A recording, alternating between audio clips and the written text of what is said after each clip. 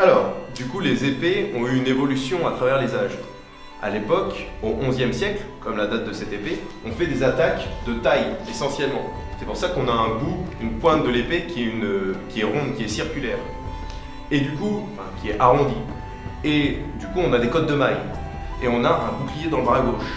Et pas à pas, l'évolution des armes fait qu'on passe à des armes beaucoup plus pointues, comme celle-ci, l'épée de Cluny.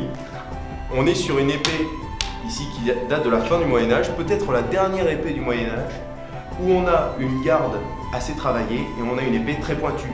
Ce qui fait que là, on peut passer à travers les cottes de mailles. C'est pour ça qu'après, on a des armures de plate.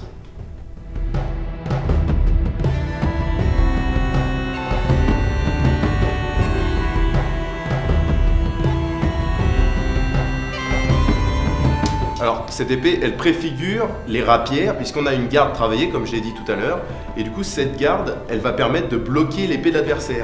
Vous voyez, on bloque l'épée et on rentre. C'est aussi simple que ça.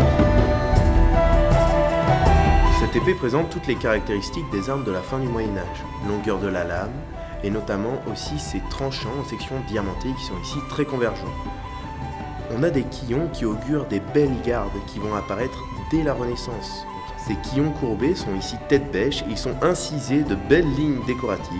La fusée est gainée de lacets en cuir, ici qui sont rouges, teintés de même couleur que le fourreau. On a un gros pommeau qui donne son équilibre à l'arme. Il est guilloché avec des petites lignes entrelacées. Aussi ici, il n'y a pas de gorge ni de gouttière.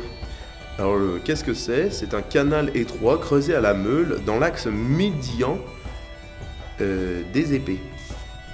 Ici, on peut en voir un sur l'épée du XIe siècle. Alors, à quoi ça sert ? Alors, souvent, il y a l'analyse folklorique qui dit que ça sert à évider le sang et à écouler le sang pour qu'une fois qu'on plante une personne, eh bien, il n'y a pas un système de ventouse. Or, cette analyse est complètement fausse. En fait, la gouttière ou la gorge d'évitement, ça sert uniquement à réduire le poids d'une arme sans affecter sa résistance. Aussi, ces épées préfigurent une fin de cycle, une sorte de fin de la chevalerie qu'on voit apparaître à la fin du Moyen-Âge. Et du coup, les chevaliers ne vont plus en croisade, sont des chevaliers essentiellement de tournois. Et on a l'apparition à la fin du Moyen-Âge de la poudre à canon. Ici à Verzé, on préserve une bombarde qui est récupérée d'un siège qu'a subi le château au XVIe siècle.